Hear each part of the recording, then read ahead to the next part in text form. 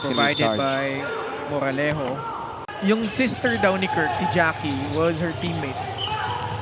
At sabi din niya, may pahabol pa. Nag-one-on-one na daw pala kayo ni Gianna. Oh!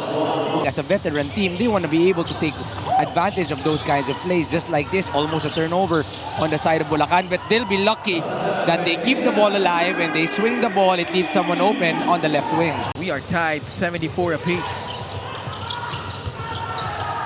Fadeaway jumper by Galicia will roll through. 26 points for Jacob Galicia. Jacob Galicia, off of the catch. Ang linis ng kanyang footwork. Obviously, no travels coming from Jacob.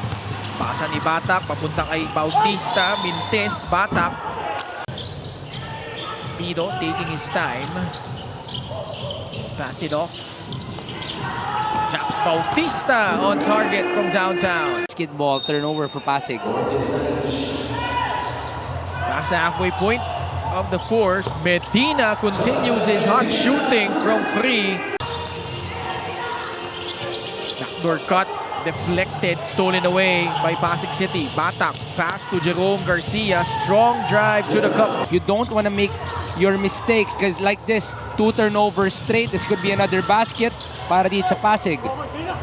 Galicia going to work off the glass. 30 points, a career high. Turnovers, ito lang nga pumapatay para dito sa Bulacan. You know, they're doing right. They're able to make their baskets right here. But whenever they make a mistake, Pasig is able to take advantage. Pero sa kabilang panik, masakit yan. Contributing to the cause of Bulacan. Medina. Pass to Miko Dizon. Count it, plus the foul.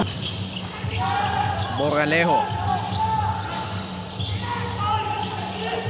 Bumagsak si Keith Pido. Lumusob sa loob si Miko Dizon. Moralejo.